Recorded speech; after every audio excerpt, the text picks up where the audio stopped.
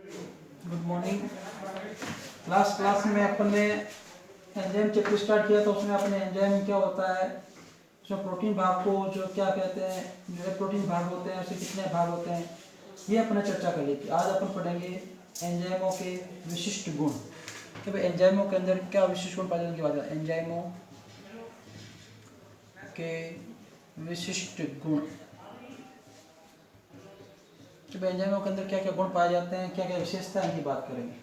कि देखिए सभी एंजाइम कोशिकाओं में पाए जाते हैं परंतु ये समान रूप से वितरित नहीं होते हैं। मान लीजिए कैसे कि जो शोषण के लिए आवश्यक एंजाइम है वो माइटोकॉन्ड्रिया में पाए जाते हैं, तो शोषण के लिए योगदान देते हैं। प्रकाश संश्लेषण के लिए आवश्यक एंजाइम क्लोरोप्लास्ट में पाए जाते हैं। और एंजाइमों को जो उत्प्रेरण क्षमता है ये नष्ट किए बिना विशुद्ध रूप से पृथक किया जा सकता है। कि भाई एंजाइमों के अंदर अपन उसके जो गुण है, उत्प्रेरण की जो क्षमता है, उसको नष्ट किए बिना अपन उसको क्या कर सकते हैं, इनसे पृथक करके अलग कर सकते हैं। ठीक है, और इनको पृथक करके अलग करके इनका व्यापार भी किया जाता है। ठीक है, अलग अलग कार्यों में उपयोग भी किया जाता है। तो इस आधार पर इनकी कुछ विशिष्ट बातें हैं, उनकी बात करेंगे। तो सबसे पहला इनकी प्रोटीन प्रकृति कि भाई फर्स्ट वाला पॉइंट क्या है, प्रोटीन प्रकृति। देखिए क्या है इसके बारे में कि सभी एंजाइम रासायनिक रूप से क्या होते हैं, प्रोटीन। मतलब अपन क्लास में पढ़ा था कि सभी एंजाइम क्या होते हैं, प्रोटीन होते हैं। तो रासायनिक रूप से क्या एंजाइम क्या है, प्रोटीन है। रासायनिक रूप से मतलब केमिकल उनका फॉर्मूला देखें हैं, उनके अंदर उनकी स्ट्रक्चर देखें हैं। रासायनिक रूप से सभी एंजाइम क्या है, प्रोटीन है। इसकी बात अपने लास्ट क्लास में कर चुके थे।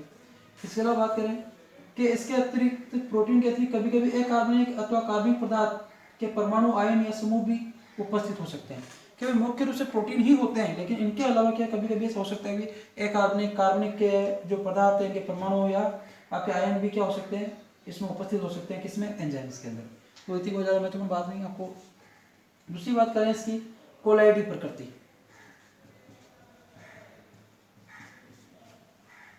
कोलाइडी प्रकृति क्या, देखिए कि समस्त एंजाइम कोलाइडी प्रकृति होते हैं और इनका पृष्ठीय क्षेत्रफल अधिक होने के कारण जैव रासायनिक अभिक्रियाओं के लिए वृत्त सतह प्रदान करते हैं, जिससे अभिक्रिया क्या हो जाती है, तीव्र दर से संपन्न होती है। कि में क्या होती है, कोलाइडी प्रकृति पाई जाती है। ठीक है, और इनका पृष्ठीय क्षेत्रफल क्या होता है, अधिक होता है। और इनका पृष्ठीय क्षेत्रफल अधिक होने की वजह से क्या करते हैं, पृष्ठीय क्षेत्रफल अधिक होने के कारण, पृष्ठीय क्षेत्रफल अधिक होने के कारण ये क्या करते हैं, अभिक्रियाओं के लिए क्या करते हैं, अधिक सतह प्रदान करते हैं। भाई पृष्ठीय क्षेत्रफल ज्यादा होगा तो एंजाइम जो अभिक्रिया है, ठीक है, आपको उनके लिए क्या होगी, सतह ज्यादा मिलेगी। और सतह ज्यादा मिलेगी तो अभिक्रिया क्या होगी, तीव्र दर से संपन्न होगी। तो सतह अधिक मिलती है। ठीक है, सतह प्रदान क्या वैसे अधिक सतह प्रदान करता है, और अधिक सतह प्रदान करने से अभिक्रिया क्या होती है, तीव्र दर से होती है। अभिक्रिया क्या होती है, तीव्र दर से होती है, अभिक्रिया फास्ट गति से होती है। तीसरी बात करते हैं विशिष्टता। देखिए वो क्या है, जैसे कोई विशिष्ट पॉइंट आएगा मैं आपको बता दूंगा एग्जाम के हिसाब से। बाकी जैसे क्वेश्चन आता है एंजाइम विशिष्ट पॉइंट के, तो सभी लिखना ही पड़ेंगे। यदि इसमें से एक नंबर का क्वेश्चन बनने का चांसेस होगा, वो जहाँ पे भी आएगा अपन उसकी बात करेंगे। देखिए कि सभी एंजाइम अपनी अभिक्रियाओं के लिए क्या, अभिक्रियाओं के प्रति क्या होते हैं, विशेषता रखते हैं। कि जितने भी एंजाइम अभिक्रिया के प्रति विशेषता रखते हैं। कैसे कि सामान्यतः एक एंजाइम केवल एक अभिक्रिया को ही प्रेरित करता है या कुछ विशेष प्रकार की रासायनिक अबंधों पर ही क्रियाशील होता है, जबकि कुछ ही एंजाइम ऐसे हैं जो 2 या 2 से अधिक विभिन्न प्रकार की अभिक्रियाओं को करते हैं। तो विशिष्टता मतलब होता है किसी चीज़ के लिए फिक्स। जैसे अभी मान लीजिए मैं आपको बायोलॉजी पढ़ा रहा हूँ, तो मैं अभी बायोलॉजी ही पढ़ूँगा, चलिए मैं फिजिक्स भी पढ़ा दूँ, केमिस्ट्री, मेरी विशिष्टता है मैं बायोलॉजी पढ़ूंगा अभी आपको। ठीक है, तो इसका मतलब क्या है, कोई भी एंजाइम जो है वो किसी एक अभिक्रिया के लिए निर्धारित होता है। उस अभिक्रिया को वही एंजाइम निर्धारित वही कार्य करेगा, उसका कार्य विशिष्ट है। वो नहीं होगा तो कार्य नहीं होगा। सिंपल सी जैसी बात, अपना आंखों का, अपने शरीर में जैसे अंगों की बात है, अंगों का कार्य विशिष्ट है। कि आंखों का काम है देखना, तो देखिए आंखें खराब हो गई तो ऐसा नहीं कोई एक दिन कहानी बोल दिया अगर मैं देख लूंगा, आप मेरे साथ में एक शरीर में रहते हैं, नहीं, ऐसा नहीं हो सकता। विशिष्ट कार्य का मतलब हो गया, उस विशिष्ट कार्य मतलब जो कार्य जो एंजाइम कर रहा है, जिस अभिक्रिया को उत्प्रेरित करता है या जिस बंध को तोड़ रहा है, मान लीजिए कार्बन हाइड्रोजन बंध को तोड़ रहा है, और जो आपके कुछ भी कार्य कार्बन ऑक्सीजन को बंध को तोड़ रहा है या कार्बन हाइड्रोजन बंध को तोड़ रहा है, तो वही एक ही एंजाइम तोड़ेगा। बहुत ही कम ऐसे एंजाइम होते हैं जो 2 या 2 से अधिक अभिक्रियाओं को क्या कर सकते हैं, उत्प्रेरित कर सकते हैं, या मतलब उस अभिक्रिया को, उसकी कार्यशीलता को या उसमें चेंज कर सकते हैं। तो विशिष्टता मतलब समझ होंगे, किसी एक क्रिया के लिए, एक अभिक्रिया के लिए एक एंजाइम क्या होता है, निर्धारित होता है, वही उस अभिक्रिया को निर्धारित करता है, वही उस अभिक्रिया की दर बढ़ाता है। और विशिष्टता के आधार पर एंजाइम की विशिष्टता इसको 4 भागों में बांट रखा है कि विशिष्टता कितने भागों में बांट रखा है, 4 भागों में। और क्लियर हो जाएगी। देखिए पहला पढ़ते हैं निरपेक्ष विशिष्टता। विशिष्टता में सबसे पहले निरपेक्ष विशिष्टता क्या, देखिए इसकी बात करते हैं।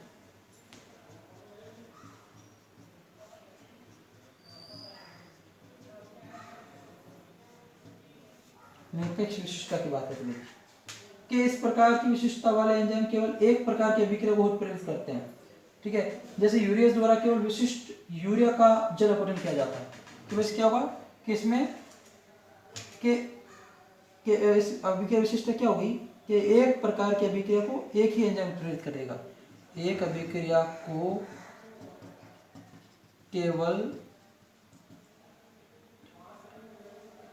एक ही एंजाइम उत्प्रेरित करेगा, एक ही एंजाइम काम आएगा। ठीक है, एग्जाम्पल दिया हुआ है इसमें आपके कि जैसे यूरिएज एंजाइम जो है, यूरिएज इसका कार्य क्या है, यूरिया का जल अपघटन करना है। अब यूरिया का जल अपघटन जब भी होगा तो इसी एंजाइम के माध्यम से ही होगा, दूसरा एंजाइम नहीं करेगा। चीज के लिए दूसरी बात है समूह विशिष्टता क्या है, देखिए ग्रुप स्पेसिफिक कैपेसिटी क्या है, देखिए समूह विशिष्टता। समूह विशिष्टता की बात करते हैं कि कुछ एंजाइम संबंधित क्रिया कारक के समूह विशेष पर ही उत्प्रेरण करते हैं। जैसे हेक्सोकाइनेज विभिन्न प्रकार की हेक्सो शर्करा पे कि भाई इसमें क्या होगा कि भाई कुछ एंजाइम जो होते हैं संबंधित क्रिया कारक के समूह कि उससे संबंधित जो अभिकारक का समूह है, उसके अलावा 2-3 अभिकारक जो आ जाएंगे, तो अभिकारक के समूह विशेष पर कार्य करते हैं। तो अभिकारक के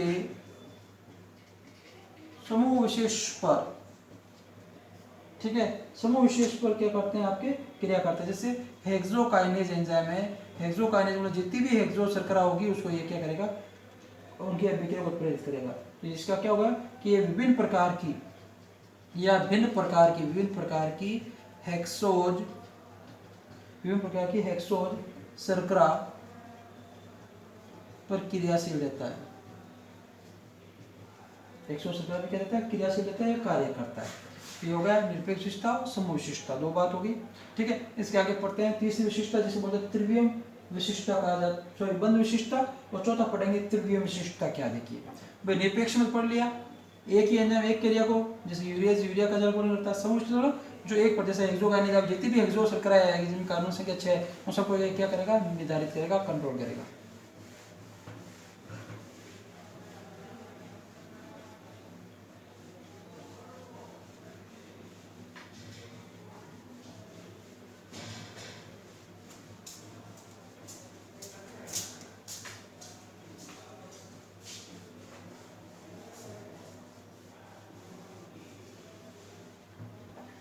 देखिए बंध विशिष्टता की बात करते हैं।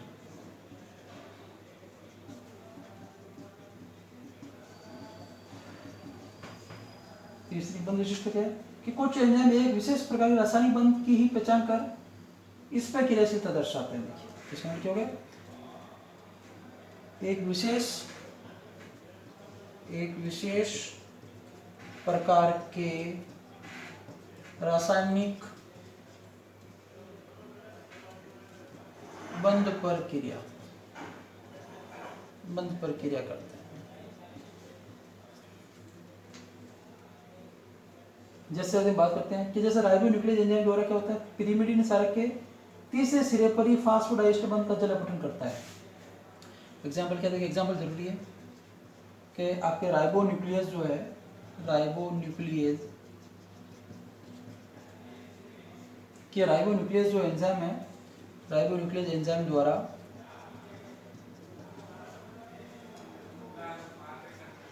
पिरिमिडीन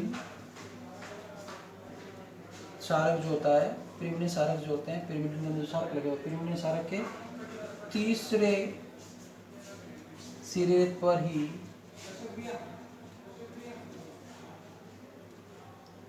पर ही फास्फोडाइएस्टर बंध का क्या करता है, जल अपघटन करता है। तो ये विशिष्ट प्रकार के बंध के प्रतीक क्या है, क्रियाशील है। अब पिरिमिडीन क्षारक कोई सा भी हो, ठीक है, पिरिमिडीन में तो होते हैं आपके 2 Hg, पिरिमिडीन में 3 होते हैं। 3 हाइड्रोजन कहीं पे भी होगा तो उसको तीसरे सिरे पे क्या होगा, फास्फोडाइएस्टर बंध का जल अपघटन करेगा। तो ये हो गया। अब चौथा इसमें रहेगा आपके त्रिविम विशिष्टता। त्रिविम विशिष्टता, त्रिविम विशिष्टता क्या है, इसकी बात करते हैं कि एंजाइम क्रियाधारों के केवल विशिष्ट प्रकार के त्रिविम समावि पर ही क्रियाशील होते हैं, दूसरे रूपों पर नहीं। जैसे आपने पढ़ा होगा केमिस्ट्री ऑर्गेनिक एल रूप, ठीक है, डी रूप, तो विशिष्ट प्रकार के जो आपके समावि होते हैं उन पर क्रियाशील होते हैं। जैसे उनके हो गए विशिष्ट प्रकार के त्रिविम, केमिस्ट्री में आप पढ़ोगे तो चीज क्लियर हो जाएगी। विशिष्ट प्रकार के त्रिविम समावि। समावि जानते हैं, जिनका अणुसूत्र तो समान होता है, श्वसन सूत्र क्या होता है, अलग होता है। समावेश पर क्रियाशील होते हैं।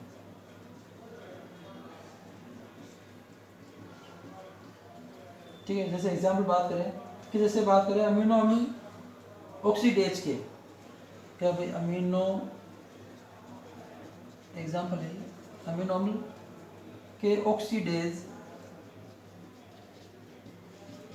के जो एल रूप है, जैसे कहा जाए लिवो रूप आ जाता है कि अमीनो अम्लों द्वारा होने वाले अभिक्रिया को ही उत्प्रेरित करेगा कि वे अमीनो अम्ल जो है ऑक्सीडेज के एल रूप है, इस पे अमीनो अम्ल पाया जाए तो भी क्या करेगा, आपके होने वाली अभिक्रिया को नियंत्रित करेगा। ये डू जो आपके डी अमीनो अम्ल है, डी ग्रुप जो अमीनो अम्ल होते हैं इनकी क्रिया को निर्धारित नहीं करेगा। तो ये विशिष्ट समावि हो गए। इस समावि को क्या करेगा, ये जो अमीनो ऑक्सीडेज है वो कार्य करेगा एल ग्रुप को, जो आपके डी ग्रुप आएगा उसको ये निर्धारित नहीं करेगा, उसको नियंत्रित नहीं करेगा, उस अभिक्रिया को ये प्रभावित नहीं करेगा।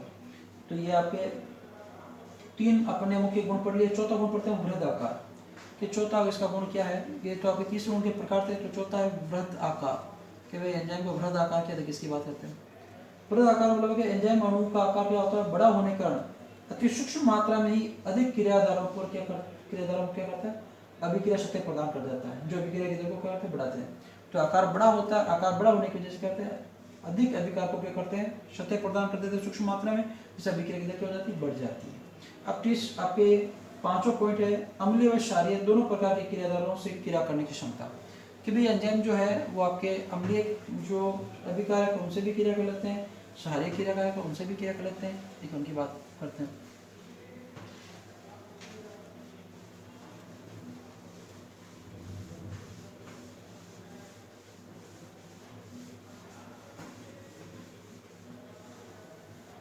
देखिए अम्लीय और क्षारीय दोनों प्रकार के क्रियाधारों से क्रिया करने की क्षमता, अम्लीय व क्षारीय, अम्लीय व क्षारीय दोनों प्रकार के क्रियाधारों से क्रिया करने की क्षमता।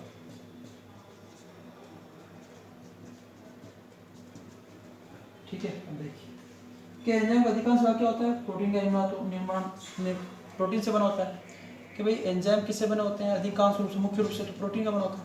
तो एंजाइम क्या होता है, प्रोटीन से बना होता है। ठीक है, और प्रोटीन क्या होता है, आपके उभयधर्मी प्रकृति के होते हैं कि प्रोटीन किस प्रकार होते हैं, उभयधर्मी प्रवर्ती। ठीक है, उभयधर्मी प्रवृत्ति का मतलब हो गया जो अम्ल और क्षार दोनों से क्रिया कर सकते हैं। अब आप समझ गए उभयधर्मी प्रवृत्ति क्या है, तो जो अम्लीय अभिकारक हो उसे भी क्रिया कर लेगा और क्षारीय अभिकारक होगा उसे भी क्रिया कर लेंगे। तो दोनों प्रकार से अभिकारकों से क्रिया करने का गुण पाया जाता है। अब एंजाइम इष्टता क्या है, अगला एंजाइम इष्टता। देखिए एंजाइम इष्टता क्या है कि अधिकतर एंजाइम विशेष अवस्था में ही सर्वोत्तम क्रिया दर्शाते हैं। ये एंजाइम इष्टता कहलाती है। एंजाइम क्रियाशीलता जो आपके तापमान, पीएच, क्रियाकारकों की सांद्रता आदि पर निर्भर करती है। तो प्रोटीन प्रकृति होने के कारण उच्च ताप पर इनकी उत्प्रेरण क्षमता समाप्त हो जाती है। कहने का मतलब क्या हुआ कि भाई एंजाइम इष्टता का मतलब हो गया कि एंजाइम जो है वो विशिष्ट परिस्थितियों में ही क्या करते हैं, क्रियाशील होते हैं, विशिष्ट कार्यों के प्रति क्या होते हैं, सक्रिय होते हैं।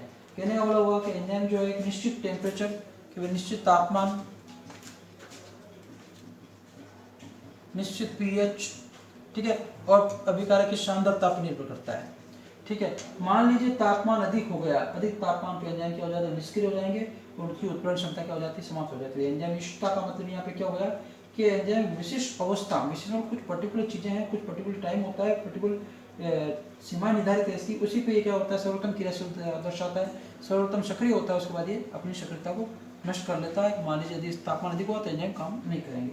अब देखिए एंजाइम संदमन और निरोधन क्या, देखिए अगला है एंजाइम संदमन व निरोधन। एंजाइम संदमन और निरोधन क्या, देखिए कि एंजाइम की क्रियाशीलता को दूसरे रसायन द्वारा कम किया जा सकता है या रोका जा सकता है। क्या है कि भाई एंजाइम की क्रियाशीलता को दूसरे रसायनों द्वारा कम या रोका जा सकता है। कि कुछ रासायनिक पदार्थों की उपस्थिति में अभिक्रिया जो है एंजाइम में क्रिया करना, काम करना बंद कर देते हैं, रुक जाती है क्रिया। इन रसायनों को एंजाइम संदमक या निरोधक कहा जाता है। इन्हें क्या कहा जाता है, जिनकी उपस्थिति में एंजाइम अपनी क्रियाशीलता कम हो जाती है, रुक जाती है, उसे क्या कहा जाता है, एंजाइम निरोधक या संदमक।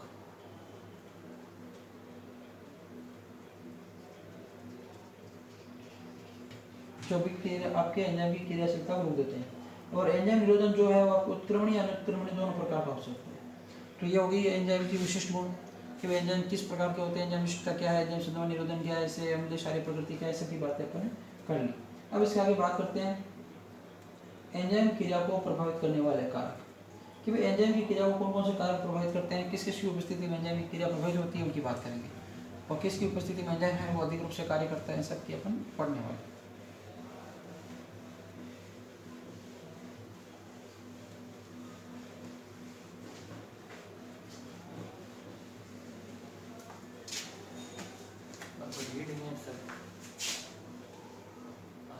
सफेद कलर का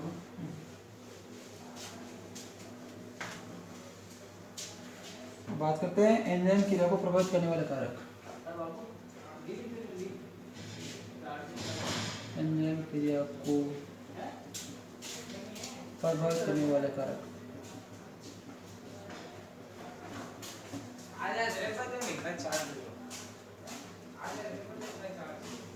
कि भाई एंजाइम किसकी उपस्थिति में क्रिया करते हैं, किसकी उपस्थिति में कम क्रिया करते हैं। तो सबसे पहला पॉइंट आता है तापक्रम।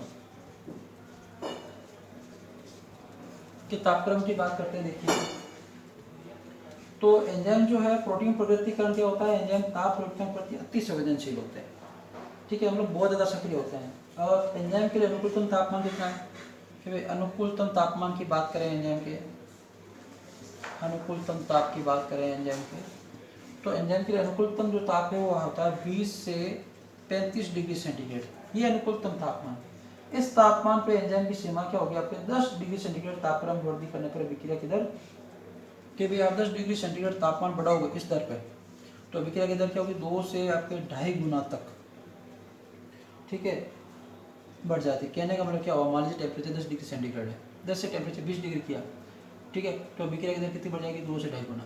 फिर 20 से 30 किया तो 2 से 2.5 गुना।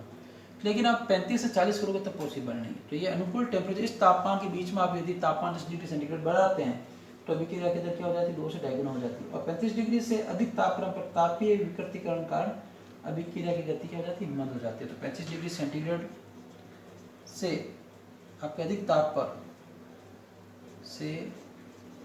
ताप पर एंजाइम क्या हो जाते हैं आपके विकृतीकरण के कारण, तापीय विकृतीकरण के कारण अभिक्रिया की दर क्या हो जाती है, मंद पड़ जाती है।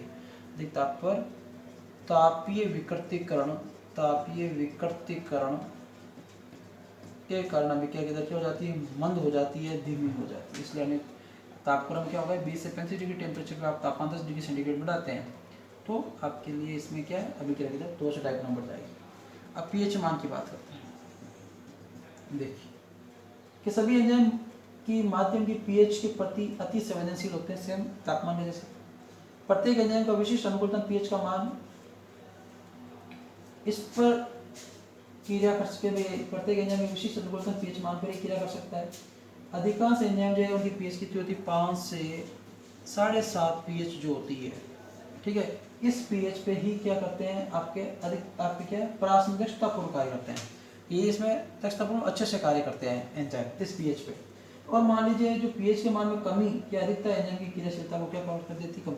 मान लीजिए पीएच का मान 5 से कम होगा तो भी एंजाइम क्रिया नहीं करेंगे, कम करेंगे, और 7 से 7.5 से ऊपर हो गया तो भी एंजाइम की क्रियाशीलता क्या होगा, प्रभाव पड़ेगा। एंजाइम की जो अभिक्रिया को करने की दर है उसकी क्या हो जाएगी, धीमी हो जाएगी। आपको पता है, आप जानते हैं पीएच को 1 से लेकर 14 के बीच में मापा जाता है।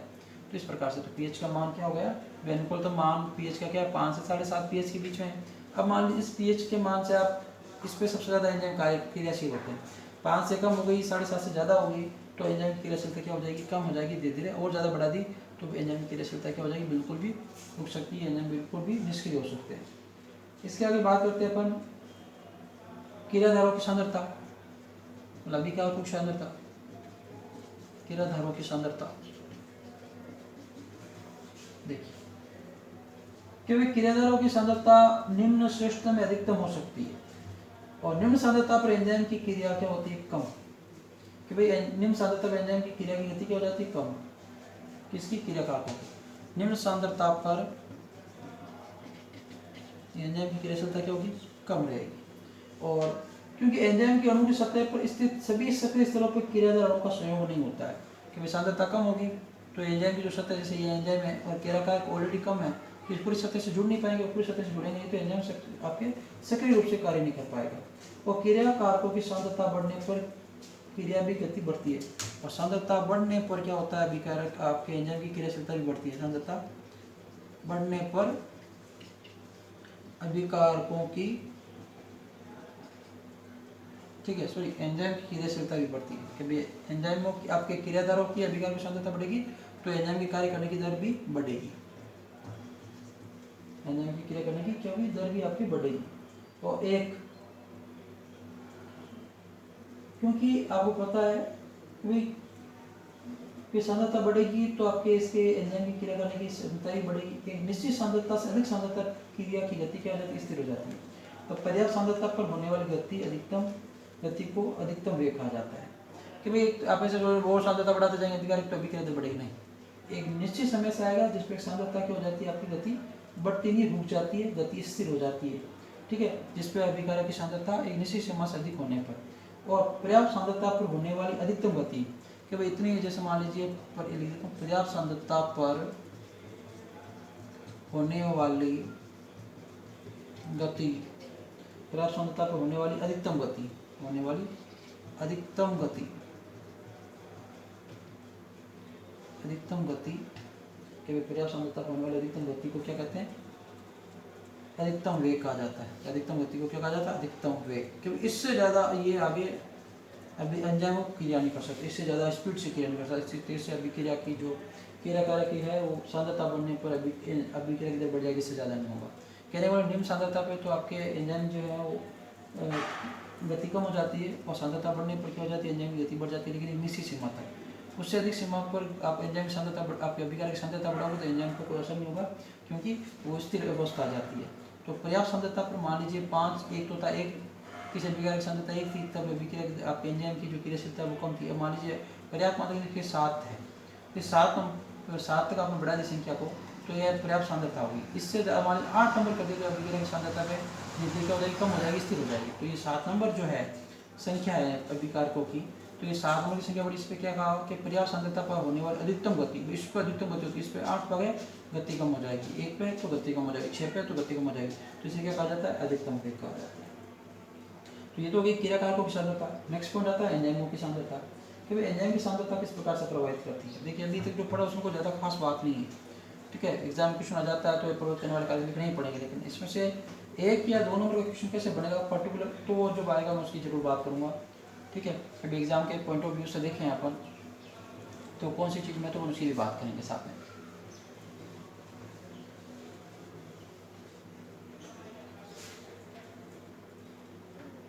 तो एंजाइम की सांद्रता,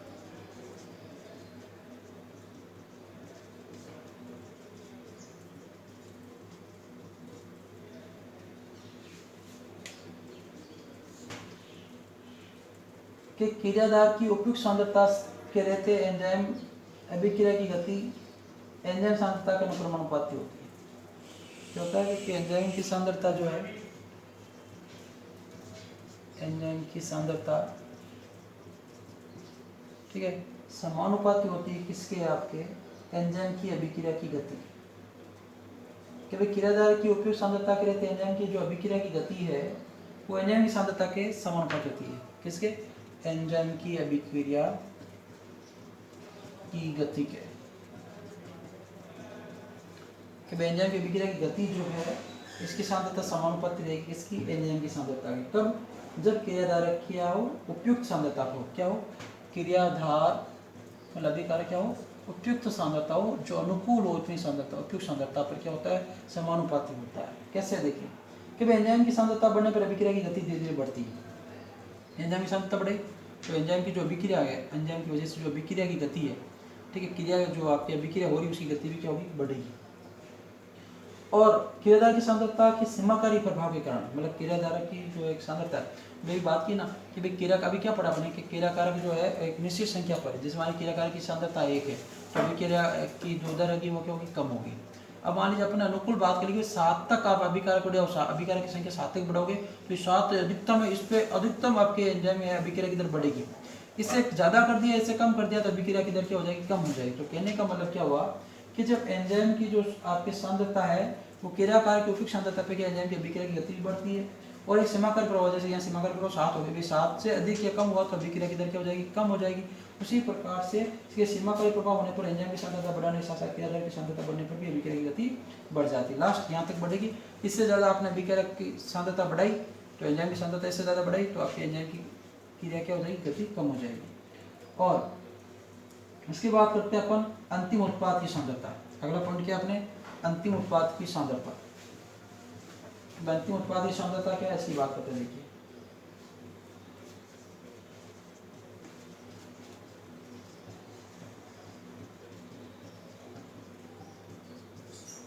अंतिम उत्पाद की सांद्रता क्या? देखिए कि अंतिम उत्पाद की सांद्रता में वृद्धि के कारण एंजाइम उत्प्रेरित क्रिया में मंदता आती है। कि भाई अंतिम उत्पाद की सांद्रता की वृद्धि करोगे तो एंजाइम की उत्प्रेरित क्रिया की होगी? कमी आएगी। कि भाई अंतिम जो उत्पाद बन रहा है, अंतिम उत्पाद की सांद्रता बढ़ाने से, वृद्धि करने से आपके एंजाइम की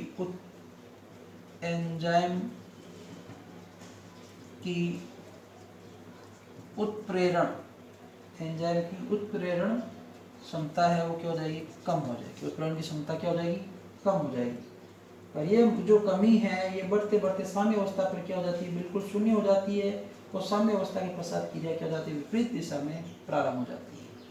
ठीक है कि भाई अंतिम उत्पाद जो बढ़ा, इसकी सांद्रता बढ़ा दी तो एंजाइम की उत्प्रेरण क्षमता क्या हो जाएगी? कम हो जाएगी। साम्य अवस्था पाने पर क्या हो जाएगी? शून्य हो जाएगी।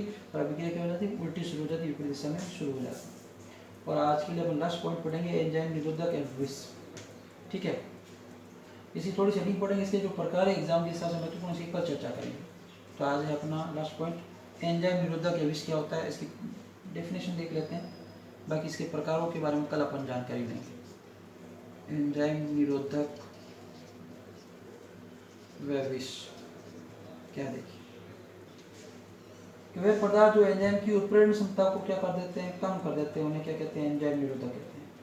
और ये निरोधक जो होते हैं एंजाइम के सक्रिय स्थलों से संयोग करके उन्हें निष्क्रिय कर देते हैं। हम पढ़ेंगे आगे एंजाइम के क्या होते हैं। जैसे एंजाइम होता है उसमें कुछ पर्टिकुलर ऐसी जगह होती है जिनसे ही अभिकारक जुड़ते हैं, उन्हें कहते हैं एंजाइम के सक्रिय स्थल। ये क्या है? एंजाइम के सक्रिय स्थल हो गए। तो ये जो एंजाइम निरोधक या विष होते हैं ये क्या करते हैं? एंजाइम के इस क्षेत्रों से जुड़ जाते हैं जिस वजह से अभिकारक नहीं जुड़ पाते हैं और एंजाइम की क्रिया क्या हो जाती है? फिर कम कर देते हैं। ये पढ़ा कि वे पदार्थ जो एंजाइम की उत्प्रेरण क्षमता को कम करता है, अभिक्रिया की दर को कम कर देते हैं। एंजाइम का कार्य क्या? अभिक्रिया की दर को बढ़ाना। अब मान लीजिए एंजाइम के सक्रिय स्थल यहाँ से अभिकारक जुड़ते हैं, फिर अभिकारक दर को बढ़ाएगा तो इन दर पे अभिकारक से पहले क्या हो जाते हैं? निष्क्रिय पदार्थ जुड़ जाते हैं, विष पदार्थ जुड़ जाते हैं, जिससे अभिक्रिया की दर क्या हो जाती है? मंद हो जाती है। ये दो प्रकार के होते हैं संदमन। ठीक है, एक होता है प्रतिस्पर्धी निरोधक, एक होता है अप्रतिस्पर्धी निरोधक। इनके बारे में अपन जो है नेक्स्ट क्लास में बात करेंगे। ठीक है, आज के लिए अपन इतना ही पढ़ेंगे, बाकी जो अपन नेक्स्ट क्लास में बात करेंगे। ठीक है, इस चैप्टर को अच्छे से देखना है, बहुत सिंपल सा चैप्टर है। ठीक है, धन्यवाद।